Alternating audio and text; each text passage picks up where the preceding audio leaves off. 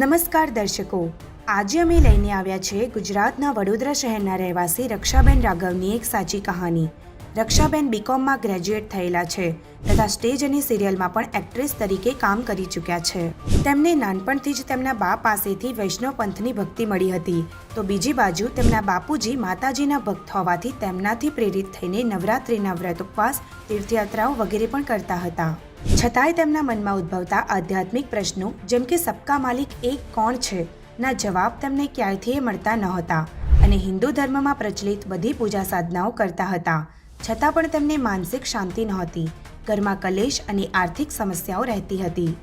એકવાર તેમના પુત્રનો બિઝનેસ નિષ્ફળ જવાને લીધે તેમના જીવનમાં ખૂબ મોટું અને જટિલ આર્થિક સંકટ આવી પડ્યું અને ઘણા પ્રયત્નો કરવા છતાં તેઓ તેમાંથી નીકળી શક્યા નહોતા. એટલે સુધી કે છેવટે તેમને ભગવાન આગળ કરગરીને કહી દીધું કે જો હવે મને રસ્તો નહીં મળે તો હું આત્મહત્યા કરી લઈશ. ત્યારે બીજા જ દિવસે તેમને યુટ્યુબ પર એક એવા તત્વદર્શી સંતનો સત્સંગ સાંભળવા મળ્યો જેમનું જ્ઞાન સાંભળવા માત્રથી તેમનું બધું જ ટેન્શન દૂર થઈ ગયું અને તેમણે તરત જ તે સંત પાસેથી ઓનલાઈન નામ દીક્ષા લઈ લીધી. આ સંતજી પાસેથી નામ દીક્ષા લઈને ભક્તિ કરવાથી તેમના જીવનમાં ખૂબ મોટું પરિવર્તન આવ્યું. દર્શક મિત્રો, તે સંત બીજું કોઈ નહીં પણ જગતગુરુ તત્વદર્શી સંત રામપાલજી મહારાજ છે. તો આવો આપણે જાણીએ રક્ષાબેન પાસેથી કે નામ દીક્ષા પ્રાપ્ત કર્યા બાદ એમની બધી આર્થિક અને માનસિક સમસ્યાઓનો ઉકેલ કેવી રીતે થયો. શું તેમને મૂંઝવતા આધ્યાત્મિક પ્રશ્નોનો જવાબ તેમને મળ્યો? તો ચાલો સાંભળીએ રક્ષાબેનના જીવનની પ્રેરક કહાની તેમના જ મુખેથી.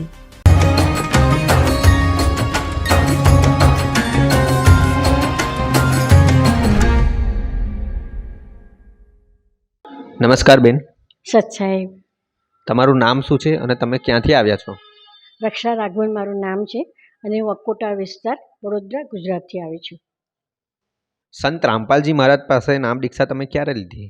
9 મે 2021 સંત રામપાલજી મહારાજ પાસે દીક્ષા લીધી. સંત રામપાલજી મહારાજ પાસે નામ દીક્ષા લેતા પહેલા તમે કઈ કઈ પ્રકારની ભક્તિ સાધના કરતા હતા? એમાં એવું છે ને સર કે મારા નાનપણથી જ મારા ઘરમાં ભક્તિભાવભર્યું વાતાવરણ રહેતું હતું. મારી બા, અમે વૈષ્ણવ પરિવારના છીએ, એટલે મારી બા લાલાની સેવા કરતી, એટલે કૃષ્ણ ભગવાનનું નાનું સ્વરૂપ એને લાલા કહે છે, ઠાકોરજીની હવેલી જતી, શ્રીનાથજીની સેવા કરતી, પછી એના વ્રત ઉપવાસ કરતી અને મારી પાસે પણ સેમ કરાવતી હતી, એટલે હું પણ એ જ ભક્તિ કરતી. પ્લસ મારા બાપુજી છે તે માતાજીને માનતા હતા, અંબા માતાને, એટલે એની ભક્તિ સાધના કરતા, ધ્યાન ધરતા અને નવરાત્રિ કરતા, નવરાત્રિના વ્રત ઉપવાસ કરતા અને હું પણ એવી રીતે નવરાત્રિ કરવા માંડી. વ્રત ઉપવાસ કરતી, ચૈત્ર મહિનાની નવરાત્રિ, આસો મહિનાની નવરાત્રિ, બંને નવરાત્રિ કરતી, ઉપવાસ કરતી 9 દિવસ અને ગાયત્રી અનુષ્ઠાન પણ કરે, પછી કોઈના કહેવાથી શનિચંદ્રનું અનુષ્ઠાન પણ કરે. આ રીતે અમારી ભક્તિ ચાલતી. પ્લસ અમારા ઘરમાં હંમેશા સાધુ સંતોનું આવાગમન તો હંમેશા રહેતું. રાત્રે પણ ભજન કીર્તન થતા, ગઢવીઓને બોલાવીને ડાયરા થતા. એટલે આ બધું વાતાવરણમાં હું પેદા થયેલી, વાતાવરણમાં ઉછરેલી છું, એટલે સંસ્કાર મને પહેલેથી ભક્તિના બીજ રોપાયેલું જ હતું મારામાં.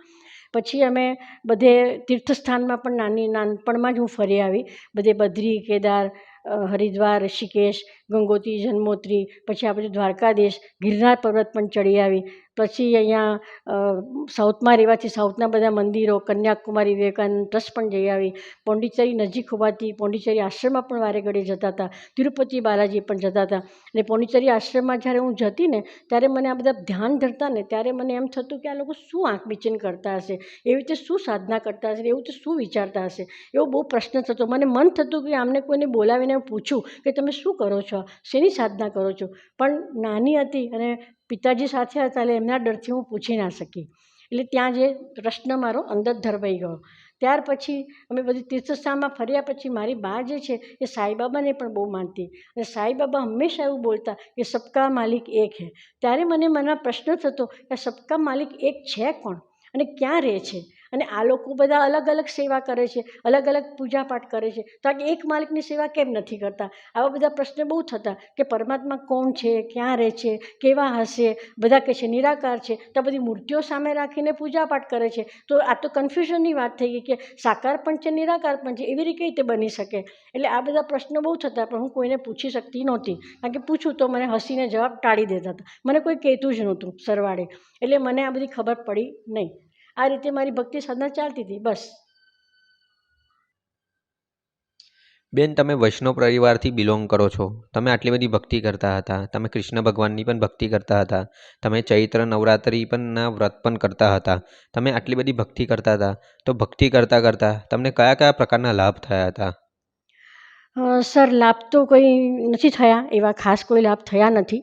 પણ હા, મને હાનિ જરૂર થઈ છે. હાનિ એટલા માટે કે ઘરમાં નાની હતી એટલે ઘરમાં પપ્પા બિઝનેસ કરતા હતા, એટલે બિઝનેસની અંદર હાનિ થાય, ઉપર ચઢાવ થાય, બસ ઘરમાં કંકાસ થાય, ઝઘડા થાય, આર્થિક પરિસ્થિતિ સંકળામણ થાય એટલે ઘરમાં ઝઘડા થાય, કંકાસ થતું હતું, એ બધું થયા કરતું હતું. પણ કોઈ વિશેષ લાભ નહોતા મળતા ભક્તિ કરવાથી. અને મારો કોઈ એવો ઉદ્દેશ્ય પણ નહોતો કે હું આ ઉદ્દેશ્યથી ભક્તિ કરું છું, કારણ કે નાની હતી, પરિવારમાં માતા પિતા કરતા હતા, એ જ હું ભક્તિ ફોલો કરતી હતી. એટલે મને કોઈ પર્સનલી કોઈ ઉદ્દેશ્ય નહોતો કે મારે આના માટે ભક્તિ કરવી જોઈએ. એટલે લાભની તો કોઈ વાત મને સમજમાં ના આવી. પણ એ છે કે આ ભક્તિ કેમ કરવી એનો પ્રશ્ન મને થતો હતો, કે જે પ્રશ્ન મારા મનમાં થતા હતા એનો મને કોઈ જવાબ નહોતો મળતો. એટલે હું હંમેશા કન્ફ્યુઝ રહેતી હતી, કોઈ પ્રકારની સંતુષ્ટિ જ નહોતી થતી.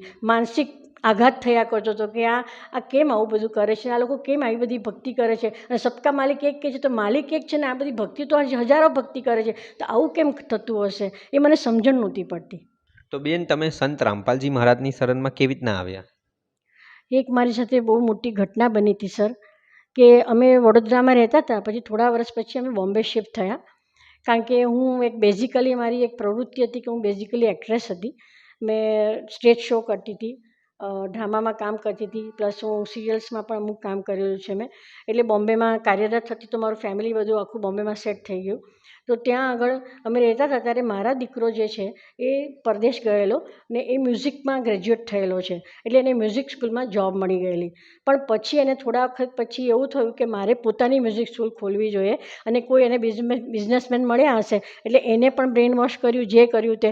એને મન થયું કે મારે પોતાની સ્કૂલ ખોલવી છે, પોતાનો બિઝનેસ શરૂ કરવો છે, એટલે એને અમારી પાસેથી પ્રસ્તાવ મૂક્યો.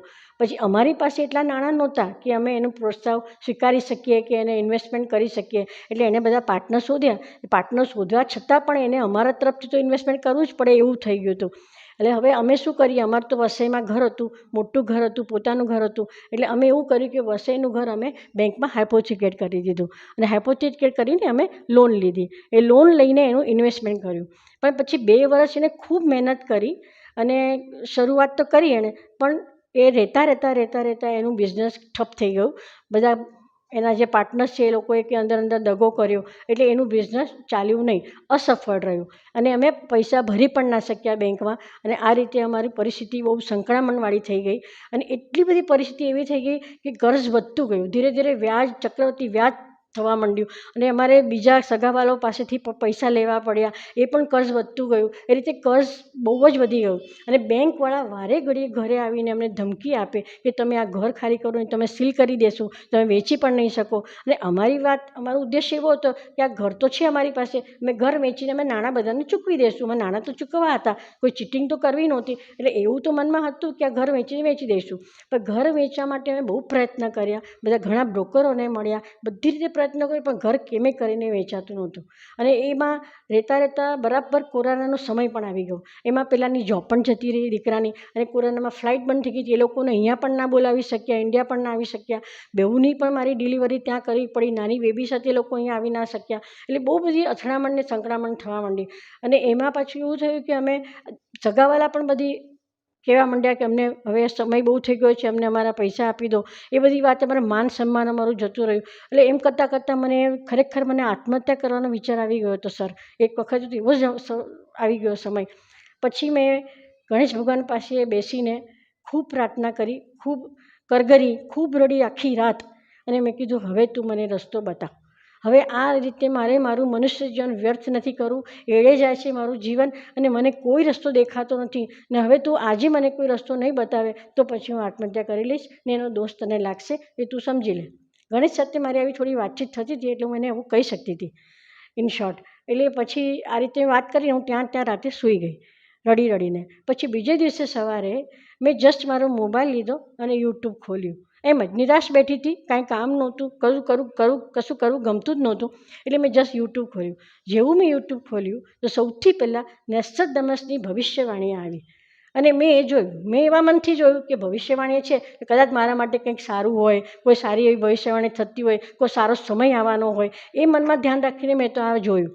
અને જેમ જોતી ગઈ તો એમાં ફક્ત એક સંત માટે બધી વાતચીત કરતા હતા કે એક એવા સંત છે, એ બધી એની માટે વાત કરતા હતા. એટલે મને નવાઈ લાગી કે આવા સંત ક્યાં હશે, ખાસ મને આવા સંત મળી જાય તો હું એમની પાસે મારી વ્યથા મૂકી શકું અને મારો કોઈ પ્રોબ્લેમ સોલ્વ થઈ શકે. તો એવા ઉદ્દેશ્ય મને મનમાં વિચાર આવ્યો. ત્યાર પછી એ વિડીયો પૂરો થઈ ગયો અને મેં બીજો વિડીયો ચાલુ કર્યો. બીજા વિડીયામાં તરત જ જે સંત વિશે વાત કરતા હતા નિષ્ઠાદમન, એ જ સંતનો સતગુરુ રામપાલજી મહારાજનો સત્સંગ શરૂ થયો. એ સત્સંગ મેં ધીરે ધીરે આખો સાંભળ્યો અને જેમ હું સાંભળતી ગઈ એમ મને માનસિક શાંતિ થવા માંડી. અંદરથી મને એવી પ્રેરણા થવા માંડી કે હવે આ એ જ સંત છે, આ એ જ રસ્તો છે કે જ્યાં આગળ હું બરાબર આવી ગઈ છું અને આનાથી વધારે બીજો કોઈ રસ્તો હોઈ જ નહીં શકે. આ ગણેશે જ મને રસ્તો બતાવ્યો છે ને આ જ સંત પાસે મારે જવું જોઈએ અને આમની દીક્ષા લેવી જોઈએ અને આમની પાસે જ મારે જઈને મારા બધા દુઃખોનું નિવારણ થઈ શકશે. એવી મને પરમ શાંતિ થઈ ગઈ. હું નિશ્ચિંત થઈ ગઈ એક રીતે. અને આખો સત્સંગ સાંભળ્યા પછી અને એમાં સદગુરુ રામપાલજી મહારાજ બધા ગ્રંથોને ખોલીને બધું પ્રમાણ બતાવતા હતા અને આવા પ્રમાણ કોઈ દિવસ કોઈની પાસે મેં જોયા નથી. આ ફર્સ્ટ ટાઈમ મેં આવો સત્સંગ જોયો હશે. અને સાચી સલાહ પરમાત્મા કોણ છે, ક્યાં રહે છે, કેવા છે, એનું શું વિધિ છે, એ બધું એ સમજાવતા હતા. અને આ રીતે મેં એનો આખો સત્સંગ સાંભળી અને એમાં મેં કોમેન્ટ સેક્શનમાં એવું લખ્યું કે મારે આ સંત વિશે વધુ જાણકારી જોઈએ છે, તો તમે મને કોઈ મોબાઈલ નંબર શેર કરો તો મારે વાતચીત કરવી છે. તો એટલામાં મુંડકા આ જે સત્સંગ હતું અવતાર 24 નામના ચેનલ પરથી આવેલો હતો. એટલે એ કોમેન્ટમાં મને મુંડકા આશ્રમથી ભગત દેવેન્દ્ર દાસનો મોબાઈલ નંબર આવ્યો અને એ મેં મોબાઈલ ઉપર એમને ફોન વાતચીત કરી. એમણે મને ઘણું સમજાવ્યું અને પછી એમણે મને સામે પૂછ્યું કે તમે ક્યાં રહો છો. મેં કીધું વસઈ રહું છું, મુંબઈ. તો કે હું તમને થાણા નામદાન સેન્ટરનો નંબર આપું છું ભગતનો, તમે એમની સાથે વાત કરો, એ તમને બધું વધારે સમજાવશે. મેં કીધું સારું. એમણે મને તરત એમનો નંબર મોકલ્યો. મેં પાછું તરત એ ભગતને ફોન કર્યો. આ બધી જ વાત એક જ દિવસની છે, 9 મે 2021 દિવસની વાત છે આ બધી. એટલે મેં તરત એમને ફોન કર્યો ભગતને. તો મેં એમને બધું પૂછ્યું તો એમણે મને બધું સમજાવ્યું અને એમણે મને એવું કીધું કે અમારા અમુક નિયમો છે, હું તમને નિયમો વોટ્સઅપ પર મોકલું છું, તમે નિયમો બરાબર સાંભળો, સમજો અને પછી તમને યોગ્ય લાગે તો તમે ફરી પાછો મને ફોન કરજો, તો હું તમને સમજાવીશ કે તમારે આગળ દીક્ષા કેવી રીતે લેવી. જો તમારી ઈચ્છા હોય દીક્ષા લેવાની તો હું તમને એ સમજાવીશ. મેં કીધું ઓકે. પછી એમણે તરત નિયમો મોકલ્યા. નિયમો મેં વાંચ્યો. એમાં સૌથી પહેલો નિયમ સર એવો હતો કે આન ઉપાસના કરવી નહીં, વ્રત તપ કરવા નહીં, કોઈ તીર્થસ્થાનમાં જવું નહીં. અને આ વાંચીને મારા મનમાં સૌથી પહેલો ઉદ્ગાર મારા મોઢામાંથી નીકળ્યો હોય તો હાશ એમ નીકળ્યો કે હાશ, હવે મારે કાંઈ કરવાની જરૂર નથી. કારણ કે આ જે સંકટ મને જે આવ્યું હતું આ દેવાનું, એ દરમિયાન મેં બધા માણસોને મળીને જેણે જે ટોટકા કીધા એ મેં કરી ચૂકી હતી, બધું કરી ચૂકી હતી. મને કોઈ લાભ નહોતો મળ્યો. એટલે મને એટલો હાશકારો થયો કે હવે મારે કાંઈ કરવાનું જરૂર નથી, મારે કોઈ પૂજાપાઠ નથી કરવી. એટલે એટલી બધી મને શાંતિ થઈ ગઈ.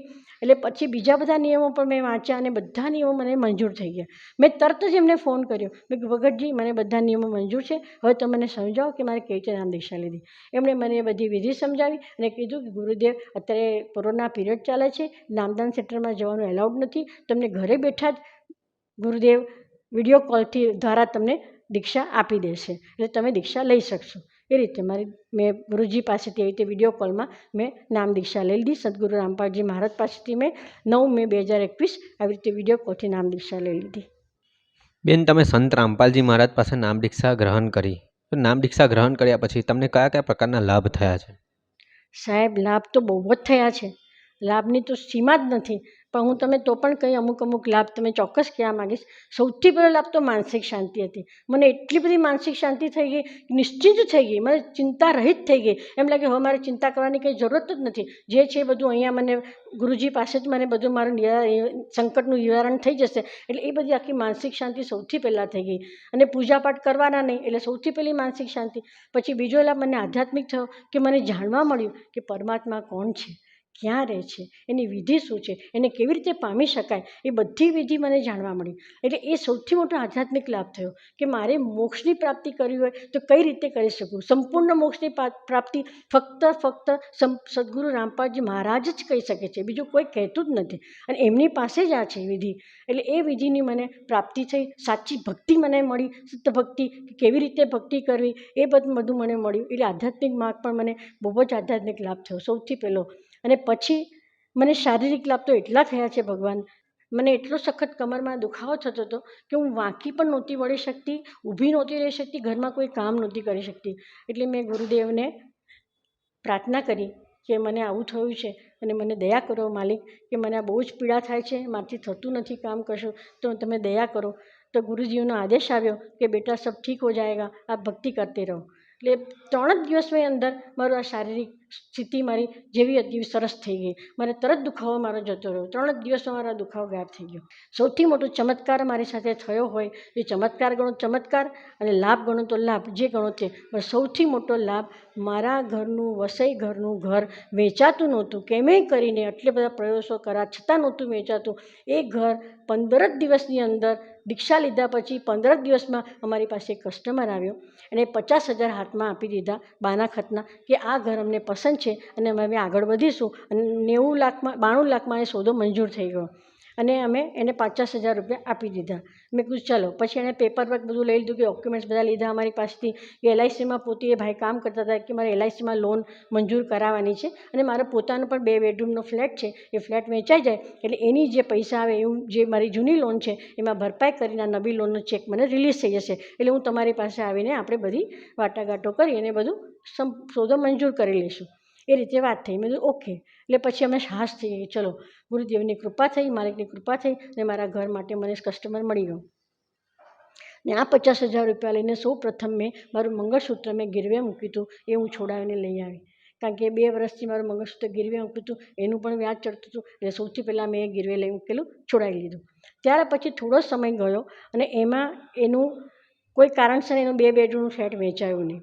એનું ના વેચાયું એટલે લોન ભરપાઈ થઈ નહીં. એ લોન ભરપાઈ થઈ નહીં એટલે આ ચેક એનો રિલીઝ થયો નહીં. એટલે ઘરે આવ્યા અને પછી એમણે કીધું કે સોરી, એમ કે અમે આ સોદો નહીં કરી શકીએ, આગળ નહીં વધી શકીએ, ને અમારે આવું છે ને આવી રીતે પ્રોબ્લેમ થયો છે, એટલે હવે આમાં અમે આગળ નહીં વધી શકીએ, અમે કેન્સલ કરીએ છીએ. પત્યું. એટલે હેવી પાછી નિરાશ થઈ ગઈ. મેં કીધું છતાં પણ નિરાશ થઈ, પણ મનમાં ચિંતા ના થઈ. જો નિરાશ અને ચિંતા એ બંને અલગ વસ્તુ છે. મને એવી ચિંતા ના થઈ કે હવે શું થશે. મેં તો તરત રામપાલજી ગુરુજી મહારાજને મેં ફોન જોડ્યો, લગાવ્યો આશ્રમમાં, અને મેં કીધું આ પરિસ્થિતિ વાકેફ કર્યા કે મેં કે આવું થયું છે, હવે મારે ફરીથી ઘર વેચવા માટે એકડેકથી શરૂઆત કરવી પડશે, તો હવે હું શું કરું એમ. એટલે ગુરુજીનો આદેશ આવ્યો, બેટા ભક્તિ કરતે રહો, સબ ઠીક હો જાયગા, ઘર મકાન બિક જાયગા. એ રીતે આદેશ આવી ગયો. એટલે પછી વિધિન 2-3 મંથ્સ એમ ગુરુજી પ્રેરણા પણ બહુ આપે છે. ખાલી લાભ આપે છે એવું નથી, તમને અંતર્મનની પ્રેરણા પણ આપે છે કે તમે આવું કરો, આવું કરો, આવું કરો. એ તમે પોતે જ સમજાવી દે છે. એટલે મને એવી પ્રેરણા થઈ કે અમારા જે બિલ્ડર છે, બિલ્ડર પાસે જઈને હું વાતચીત કરું, એમની પાસે વાતચીત મૂકું. કદાચ એમની પાસે કસ્ટમર આવતા હોય તો એ અમને મોકલી શકીએ અમારા ઘર માટે. એ રીતે જ હું ને મારા ભગત ત્યાં મળવા ગયા ને એમને બધી પરિસ્થિતિ કીધી કે અમને બહુ જ અર્જન્ટ છે ને બેંકમાં અમને બેંકવાળા બહુ પરેશાન કરે છે ને અમારું ઘર હાથમાંથી જતું રહેશે, તમે અમારી કંઈ મદદ કરો તો સારું એમ. તમારી પાસે કોઈ કસ્ટમર આવે સેકન્ડ હોમ લેવું હોય તો તમને તો મારું વસઈનું ઘર ખબર છે. અને અમારું માન સન્માનની વખતે એમની પાસે બહુ હતું કે we were the first people to take a house over there. એટલે we were the first customer. એટલે એમને એ રીતે અમારી પાસે બહુ માન હતું. એટલે એમણે કીધું સારું, કંઈ વાંધો નહીં, તમે જાઓ, તમે અઠવાડિયાનો ટાઈમ આપો, અમે કંઈ હશે તો અમને કહેશું.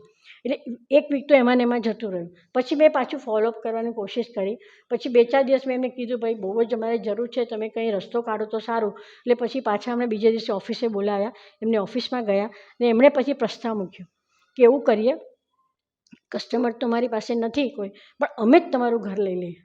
માલિકની દયા, અમે જ તમારું ઘર લઈ લઈશું અને આ મોટા ઘરને અમે 2 ફ્લેટ કરી દઈશું અને 2 ફ્લેટ કરી બનાવીને અમે એને વેચી દઈશું અને તમારા પૈસા બધા અમે ચૂકવી દઈશું. એ પહેલાં બેંકમાં જે તમારું દેવું છે એ બધું અમે ચૂકવી દઈશું. એ જે અમે સોદો થયો એમાંથી. એટલે અમારું 90 લાખનો સોદો થયો, 92 લાખ ના થયા, 90 લાખનો સોદો થયો. અને એમાં બેંકના જે મેનેજર છે, ચેરમેન છે, એ એના મિત્ર હતા બાય ચાન્સ. એટલે એણે એવું કીધું કે અમે વ્યાજ થોડું ઓછું કરાવશું. તમારું, એટલે એમાં તમને ફાયદો થશે. એટલે એમણે 5 લાખનું વ્યાજ ઓછું કરાવ્યું. એટલે અમારો સોદો એમ જોવા જાવ તો 90 અને 95 લાખ જ ગણાય. એટલે એ રીતે અમારો સોદો મંજૂર થઈ ગયો. અને ત્યાર પછી એમણે તરત જ બેંકમાં પૈસા ભરી દીધા અને આ રીતે અમે ધીમે કર્જમાંથી મુક્ત થયા. જે દાગીના મારી દીકરીના દાગીના મૂક્યા હતા ગીરવે એ પણ છોડાવી લીધા અને એ બધા એને આપી દીધા. એટલે આ રીતે અમે થોડાક દાગીના વેચી દીધા. મંગળસૂત્ર પણ વેચી દીધું. મંગળસૂત્ર અમારે તો પહેરવાનું હતું નહીં એટલે એ વેચી દીધું અને બધું પછી કરીને કર્જ બધું ચૂકવી દીધું. આ રીતે અમારું 95 લાખ રૂપિયાનું કર્જ અમે ચૂક્યું છે માલિકની દયાથી. આ મોટો ચમત્કાર માલિકે કર્યો. એ સિવાય કોઈ કરી જ નહોતું શકતું, કારણ કે થતું જ નહોતું. અને આ સૌથી પહેલો માલિકે જ ચમત્કાર કર્યો છે મારા જીવનમાં. અને આ બહુ મોટો ચમત્કાર છે. માલિકની બહુ મોટી દયા છે કે મારું ઘર વેચાઈ ગયું અને મારી દયામાંથી મુક્ત થઈ ગયા. અને બીજી શારીરિક લાભ પણ એ થયો હજી પણ કે હું ઓસ્ટ્રેલિયા હતી ત્યારે મારે ગોલબ્લેડરમાં સ્ટોન હતો 14 mm. એ સ્ટોનના લીધે મને સખત પેટમાં દુખાવો શરૂ થયો ઓસ્ટ્રેલિયામાં. ત્યારે મને ઇમરજન્સીમાં હોસ્પિટલમાં દાખલ કરવી પડી. અને ત્યાર પછી એને ડૉક્ટરે બધા ટેસ્ટ કર્યા, સીટી સ્કેન કર્યું, આ કર્યું, તે 1000 જાતના ટેસ્ટ કર્યા. અને એમને તો ઓપરેશન કરવાની તૈયારી કરી હતી, પણ છતાં એમણે કીધું કે હજી એકવાર MRI કરાવીએ. MRI કર્યા પછી આપણે નક્કી કરીશું કે અમને ઓપરેશન કરવું કે ના કરવું. એટલે હું તો દાખલ થઈ ગઈ હતી, ઉપવાસ પણ રાખી હતી. પછી એ જ્યારે MRI કરાવ્યું, MRI કર્યા પછી મેં ગુરુજીને હોસ્પિટલમાંથી જ પ્રાર્થના લગાવી આશ્રમમાં અને મેં કીધું આવી રીતે મારે MRI કર્યું છે અને માલિક એવી દયા કરજો કે MRIમાં કોઈ એવું ડેન્જરસ વસ્તુ ના આવે કે મારે ઓપરેશન કરવું પડે. મને ઓપરેશન નથી કરાવવું, એવી દયા કરજો માલિક. તો એમને તરત જ આદેશ આવ્યો કે ડૉક્ટર જો કહેતે हैं वो करो, आपका सब ठीक हो जाएगा, કોઈ ચિંતા કી બાત નહીં है, ભક્તિ કરતે રહો, એ રીતે આદેશ આવ્યો. એટલે પછી MRIનો રિપોર્ટ આવ્યો બીજા દિવસે. MRIમાં કશું જ ના આવ્યું અને ડૉક્ટરે સામે જ ને કીધું કે MRIનો રિપોર્ટમાં કોઈ ડેન્જરસ નથી, કાંઈ એવું કંઈ અજુગતું નથી લાગતું અમને અને તમારે ઓપરેશન કરવાની તાત્કાલિક કોઈ જરૂર નથી. તમે ઇન્ડિયા જવાના છો, તમે ઇન્ડિયા જાઓ અને ત્યાં તમને ફરી પાછો કંઈ દુખાવો થાય કે કંઈ પ્રોબ્લેમ આવે તો તમે ત્યાં ડિસિઝન લેજો. અત્યારે કોઈ ઓપરેશન કરવાની જરૂર નથી. ત્યાર પછી મને ઘરમાં એને રિલીઝ કરી દીધી. હું ઘરે આવી ગઈ. ઘરે આવ્યા પછી મારે એનો ખૂબ દંડવત કરીને આભાર માન્યો અને મેં કીધું માલિક તમે મને બચાવી છે તો હવે આગળ પણ મને આ રીતે બચાવી લેજો, એટલી મારી કૃપા છે, એટલી મારી તમને પ્રાર્થના છે. ત્યાર પછી 3 મહિના મેં ડાયટિંગ કર્યું અને સ્ટોન જે હતો તે ધીમે રહીને નીકળી તો ગયો ગોળબજારમાંથી, પણ બાઇલ ડકમાં ફસાઈ ગયો. પછી હું ઇન્ડિયા આવી તો ઇન્ડિયામાં મારી પાસે 15 દિવસનો સમય હતો, મહિનાનો સમય હતો લગભગ. પછી પાછું મારે ઓસ્ટ્રેલિયા જવાનું જ હતું. એટલે અહીંયા આવીને કારણ કે બાઇલ ડકમાં સ્ટોન ફસાયો, ERCP કરવું કમ્પલસરી થઈ ગયેલું, કારણ કે એ વગર સ્ટોન નીકળે નહીં. એટલે એ ઓપરેશન કરવાનું જરૂરી હતું. ગોળબ્લેડર મારું બચી ગયું, એનું ઓપરેશન નથી કરાયું, હજી બી નથી કરાયું. પછી એ ERCP કર્યું તો પહેલી વાર કર્યું તો એમાં ઇન્ફેક્શન બહુ વધી જવાના કારણે એમણે સ્ટોન ના કાઢ્યો અને સ્ટેન્ટ મૂકી દીધો. એટલે બીજી વાર ERCP તમારે કરવું પડશે. બીજી વાર કરવાની વાત આવી એટલે પાછું મેં પ્રાર્થના કરી માલિકને કે માલિક હવે આ વ્યવસ્થિત થઈ જાય, સ્ટોન પણ નીકળી જાય અને કોઈ બીજી પ્રોબ્લેમ ના આવે એવી દયા કરજો.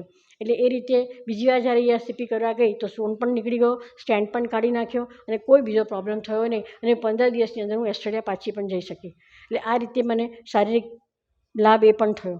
પછી મેં તમને જે વાત કરી કે પ્રેરણા પણ કરતા હોય છે, એમાં એકવાર એવું થયું કે મારી દીકરી આમ વાપીની છે, સાસરું વાપીમાં છે. તો એ લોકો ઓસ્ટ્રેલિયાથી આવ્યા હતા અને વાપી રહેતા હતા. એટલે અમારે સપરિવાર એમના ઘરે વાપી જવાનું થયું. તો વાપી જતા હતા તો વાપી જવાના ટાઈમે ગુરુદેવે મને એવી પ્રેરણા કરી કે અમારી પાસે એક હોમિયોપેથીની મેડિસિન છે, જે મેડિસિન તમારે કોઈ પણ ઇન્જરી થાય, પછી એક્સટર્નલ હોય કે ઇન્ટરનલ હોય, કોઈ બી ઇન્જરી થાય એમાં એ મેડિસિન તમને કામ લાગે. ઇન્જરી પિલ્સ જ નામ છે એનું.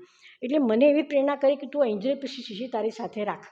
હવે અમે તો એક જ સવારે જઈને સાંજે પાછા આવવાના હતા, તો ઇન્જરી પિલ્સ તો શું કામ, પણ છતાં મને આવી અંદરથી પ્રેરણા થઈ કે આ બોટલ તું સાથે રાખ. તો મેં પર્સમાં મૂકી દીધી અને એ લઈને હું ગઈ. આખો દિવસ અમે સાહિત્ય રહ્યા. પછી સાંજે ઘરે પાછા આવતી વખતે સર નીચે ઉતર્યા તો નીચે કમ્પાઉન્ડમાં આખું સિમેન્ટિંગ રોડ હતો, સિમેન્ટવાળો રોડ હતો એકદમ હાર્ડ.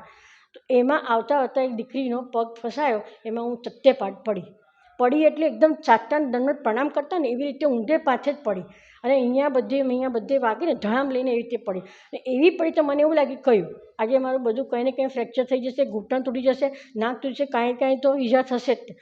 પણ સર માલિકની દયાથી કાંઈ ઈજા ના થઈ, કોઈ ફ્રેક્ચર નહીં, કોઈ કશે વાગ્યું. ખાલી મારો હોઠ ફાટી ગયો ને આખું હોઠ મારો ફાટી ગયો ને એમાં સખત બ્લીડિંગ થવા માંડ્યું. એટલે એ ઉપર જઈને મેં આઈસ મૂકીને એ મૂકી રાખ્યો થોડી વાર ને પછી અમે નીકળી ગયા. નીકળતા મેં ઇન્જરી પિલ્સ મને મુકાઈ હતી ગુરુદેવે, એ ઇન્જરી પિલ્સ મેં લેવાનું શરૂ કર્યું. દર 15 મિનિટે દવા લેતી ગઈ. ઘર સુધી પહોંચી ત્યાં સુધી મેં દવા લીધી, રાતે પણ લીધી. બીજે દિવસે સવારે ડૉક્ટરે બોલાવ્યા, કારણ કે આ ફાટી ગયેલો કે ટાંકા લેવા પડશે કે નહીં જોવા માટે ટેસ્ટ માટે એમને બોલાવ્યા.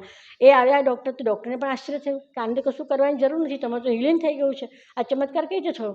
મેં એમને કીધું મારા ગુરુદેવની કૃપા છે, મારા માલિકની દયા છે, એમના લીધે, અને એમણે જે પ્રેરણા કરી હતી, દવા મારી પાસેથી ઇન્જરી પિલ્સ એ મેં લેતી રહી, એટલા માટે મારું હિલિંગ શરૂ થઈ ગયું. કે વેરી ગુડ, તમારે કાંઈ કરવાની જરૂર નથી. હા, એક બહુ મોટો લાભ થયો. માલિકાએ તે પ્રેરણા બહુ જ વાર મને આપી છે, ઘણી વાર આપી છે. આવા ઘણા લાભ એમણે કર્યા છે. જેવી રીતના બેન તમે કીધું કે તમને અનેકો પ્રકારના લાભ થયા છે, તમને અલગ અલગ પ્રકારના પ્રશ્નો પણ અંદર થતા હતા કે ભગવાન એક છે તો ભક્તિ કેમ અલગ અલગ કરીએ છીએ, તો શું એ જેટલા પણ તમારા પ્રશ્નો હતા એનો જવાબ તમને મળી ગયો છે? શ્યોર, 100% મળી ગયો. એ તો સૌથી પહેલાં કીધું, મને માનસિક શાંતિ એમાં જ થઈ ગઈ ગુરુદેવની દીક્ષા લીધા પછી, કે મારા બધા પ્રશ્નોનું નિવારણ ત્યાં થઈ ગયું. કારણ કે ગુરુદેવે તો બધા પ્રશ્નો નિવારણ કરી દીધું હતું ને, બધા શાસ્ત્રો ખોલીને બધું પ્રમાણ બતાવ્યા હતા કે પરમાત્મા કોણ છે, એક જ પરમાત્મા છે, ક્યાં રહે છે, એ બધી સદભક્તિ પણ આપી હતી. એટલે બધા પ્રશ્નો નિવારણ મારે ત્યાં જ થઈ ગયું હતું. એ જ વખતે મને માનસિક શાંતિ થઈ ગઈ. એટલે એ તો નિવારણ થઈ જ ગયું હતું સર. સંત રામપાલજી મહારાજ કયા પ્રકારની ભક્તિ સાધના આપે છે? સતભક્તિ આપે છે. અને એ સદભક્તિ એવી છે કે તમને પ્રથમ મંત્ર, તમે જ્યારે દીક્ષા લો ત્યારે તમને પ્રથમ મંત્ર આપવામાં આવે છે, અને એ પ્રથમ મંત્રમાં એટલી શક્તિ છે, ગુરુદેવના વચનમાં એટલી શક્તિ છે કે એ મંત્ર કર્યા પછી તમારી ભલભલી પરિસ્થિતિ હોય, તમારી કોઈ પણ સમસ્યા હોય તેનું હલ આપોઆપ થઈ જાય. દાખલા તરીકે હું તમને કહું કે ઘણા લોકો ગવર્મેન્ટને કેટલું ચલાવી રહ્યા છે કે નશાબંધી મુક્ત કરો, આ કરો, તે કરો, બાળ વિવાહનું કેટલી બધા પ્રોગ્રામ ચલાવે છે. કોઈની નશાબંધી મુક્ત થઈ નથી. તમે ગમે તેવા ગુરુઓની પાસે જાઓ ને, કોઈ દારૂ છોડતું જ નથી, કોઈ તમાકુ ખાવાનું છોડતું જ નથી. પણ આ સંતના સદગુરુ રામપાલજી મહારાજના શરણમાં આવ્યા પછી, નામ દીક્ષા લીધા પછી, એમની વિધિ પ્રમાણે મર્યાદામાં રહીને જો તમે વિધિ કરો અને એ મંત્ર કરો, એ મંત્રમાં જ એટલી શક્તિ છે કે તમને ઈચ્છા જ ના થાય. દાખલા તરીકે મારો દાખલો આપું તો મને તો ટીવી જોવાનો બહુ શોખ. હું પોતે એક્ટ્રેસ, હું કેટલા પિક્ચરો જોતી હતી દિવસમાં, પણ મેં દીક્ષા લીધા પછી એક પણ દિવસ ટીવી જોયું નથી, એક પણ પિક્ચર જોયું નથી, કોઈ દિવસ જોયું નથી. મને ઈચ્છા જ નહોતી થતી. એટલે આમાં એવું છે કે તમારી ઈચ્છા થાય જ નહીં. જ્યારે સૌથી મોટો ફરક જ આ છે બીજા ગુરુ, બીજા સંસ્થામાં અને આપણા સદગુરુ રામપાલજી મહારાજની સાનિધ્યમાં, એમની સંસ્થામાં સૌથી મોટો ફરક છે આ. કારણ કે ત્યાં તમે જવાથી તમને સારું લાગે, થોડા દિવસ તમે જ્યાં જાઓ, તમને ગમે, એમની વાતો સાંભળો એટલે તમને મજા આવે, તમને આનંદ થાય, પણ તમે છોડી ના શકો. જેવા તમે સંસારમાં આવ્યા એટલે હતા ત્યાંના ત્યાં જ તમે એ જ કરવાના જે તમે કરો છો. તમે કાંઈ છોડી ના શકો, તમે એ જીવનમાંથી મુક્ત ના થઈ શકો. તમારી ઈચ્છાઓ થવાની, ઈચ્છાઓને તમે બધા કે ઈચ્છાઓને તમારે દમન કરવું જોઈએ, તમારી ઈચ્છા ના કરવી જોઈએ, પણ ઈચ્છા ના કરવી, જે બોલવાથી ઈચ્છા નથી મરી જતી, પણ આ સદભક્તિ કરવાથી તમારી ઈચ્છા આપોઆપ મરી જાય છે, આપોઆપ થતી જ નથી. એટલે એવી સદભક્તિ આપે છે ગુરુદેવ કે જેનાથી તમારી ઈચ્છા જ ના થાય. જો મર્યાદામાં રહીને તમે કરો તો તમારે તો બલ્લે બલ્લે જ છે. એવું કહેવામાં આવે છે કે સંત રામપાલજી મહારાજ જે હિન્દુ ધર્મના દેવી દેવતા છે એમની ભક્તિ છોડાવે છે, તો આમાં સચ્ચાઈ કેટલી છે? જરાય નહીં, સાવ જુઠ્ઠું. હિન્દુ દેવી દેવતાઓની ભક્તિ છોડાવતા નથી. ઓન ધ કોન્ટ્રી, હિન્દુ દેવી દેવતાઓનું સાચા સત્ય નામ સ્મરણ તમને આપે છે કે સાચા સત્ય નામ સ્મરણ તમે કરો તો તમે સાંસારિક બધી સુવિધાઓ આ જ દેવી દેવતા આપે છે. કારણ કે આ દેવી દેવતા કળિયુગના છે, એ તમને એ સાંસારિક જે સુવિધા છે તમને એ જ આપી શકે. એટલા માટે ગુરુદેવ હંમેશા એનું સાચો મંત્ર આપે છે. દાખલા તરીકે હું એક્ઝામ્પલ આપું તમને, જે સત્સંગમાં હંમેશા ગુરુદેવ એવો સત્સંગમાં એક એક્ઝામ્પલ આપતા હતા કે તમે ભેંસ જતી હોય અને તમે ભેંસને ભેંસ કર્યા કરો, બોલાય કરો, તો એ પાછળ વળીને જોશે નહીં. તમે હુર્ર કરીને બોલો, તરત જ પાછળ વળીને જોશે. આ એનો એક શબ્દ છે. આ રીતે સદભક્તિ આપે છે ગુરુદેવ, અને આ જે ભગવાન છે એનો આ સાચો મંત્ર આપે છે. એ સાચા મંત્ર તમે કરશો તો આપોઆપ તમને એની શક્તિથી તમારી બધી સુવિધાઓ તમને મળવા માંડશે. એટલે છોડાવતા નથી. બેન, તમારી સ્પીચ પરથી એવું લાગે છે તમે એક સારા બેકગ્રાઉન્ડથી બિલોંગ કરો છો, તમારી ફેમિલી પણ વેલ સેટલ હતી, અને તમારી સ્પીચ પરથી પણ એવું લાગે છે કે તમે એક સારું એજ્યુકેશન ગ્રહણ કરેલું છે. તો અમને જણાવશો કે તમે કેટલા એજ્યુકેટેડ છો? મેં બેચલર ઓફ કોમર્સ કર્યું છે અને MS યુનિવર્સિટીમાંથી જ કર્યું છે BCom. પહેલાં અહીંયા બરોડા સ્કૂલમાં સ્કૂલિંગ કર્યું અને પછી અહીંયા બેચલર ઓફ કોમર્સ મેં BCom કર્યું છે MS યુનિવર્સિટીમાંથી. બેન, તમારું આજે ઇન્ટરવ્યૂ લાખો શ્રદ્ધાળુ લોકો જોઈ રહ્યા છે, તો એ શ્રદ્ધાળુ લોકોને તમે શું સંદેશ આપવા માગો છો? સર, સંદેશ તો હું આપી ના શકું, મારી ઓકાત નથી સંદેશ આપવાની, પણ હું પ્રાર્થના જરૂર કરી શકું, વિનંતી જરૂર કરી શકું કે જે લોકો આ ઇન્ટરવ્યૂ જોઈ રહ્યા છે એ સમાજને એટલું કહી શકું કે તમે આ સદભક્તિના માર્ગે આવો, સદગુરુ રામપાલજી મહારાજની સાથે જોડાઓ. એ સદભક્તિ પ્રદાન કરે છે, પૂર્ણ મોક્ષની વિધિ બતાવી રહ્યા છે, અને આખા વિશ્વમાં આ એક જ સંત એવા છે કે જે તમને પૂર્ણ મોક્ષની વિધિ બતાવી શકશે. બીજું કોઈ છે જ નહીં આ સંસારમાં કે જે તમને આ મોક્ષ માર્ગે લઈ જઈ શકે. એટલે તમારો મનુષ્ય જીવન વ્યર્થ કર્યા વગર તમે સદગુરુ રામપાલજી મહારાજના શરણે આવો, નામ દીક્ષા લો, તમારું કલ્યાણ કરાવો, તમારા પરિવારનું કલ્યાણ કરાવો. કારણ કે ગુરુદેવ હંમેશા એવું કહેતા હોય છે કે મારા શરણમાં જે આવશે એના પેઢીને પણ હું પાર કરી દઈશ. અને ગુરુદેવ એવું પણ કહેતા હોય છે કે તમે મર્યાદામાં રહીને જો ભક્તિ સાધના કરશો કે મારી ગેરંટી છે કે હું તમે વિમાનમાં લઈને સતલોક લઈ જઈશ. આ એમની ગેરંટી ગુરુદેવ આપે છે સત્સંગમાં. એટલે તમે કૃપા કરીને એનું સત્સંગ સાંભળો, સમજો. નિઃશુલ્ક પુસ્તક પણ અવેલેબલ છે, જ્ઞાન ગંગા છે, જિંદગી રાહ છે, આ બધી પુસ્તક પણ તમને અવેલેબલ છે, નિઃશુલ્ક પણ મંગાવી શકશો. અને સદગુરુ રામપાલજી મહારાજની સાથે દીક્ષા લેવા માટે કોઈ પૈસો લેવામાં આવતો નથી. આ બધું ટોટલ નિઃશુલ્ક છે. તમે આશ્રમોમાં તમે જાઓ ત્યાં ભંડારા પણ થાય છે, એમાં પણ એક પૈસો પણ લેવામાં આવતો નથી. આ બધું ટોટલ નિઃશુલ્ક છે.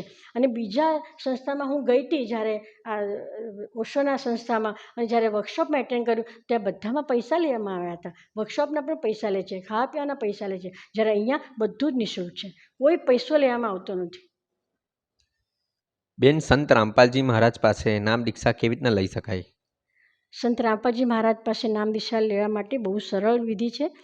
આ સાધના ચેનલમાં, પછી ઈશ્વર ચેનલમાં અને આ શ્રદ્ધા ચેનલમાં, સાધના ચેનલમાં સાંજે 7:30 થી 8:30 વાગે સત્સંગ આવે છે. એમાં નીચે પીળી પટ્ટી આવતી હોય છે, પીળી પટ્ટી ઉપર મોબાઈલ નંબર લખેલા હોય છે. એ મોબાઈલ નંબર ઉપર તમે કોન્ટેક કરી શકો અને તમે નામ દીક્ષા લઈ શકો.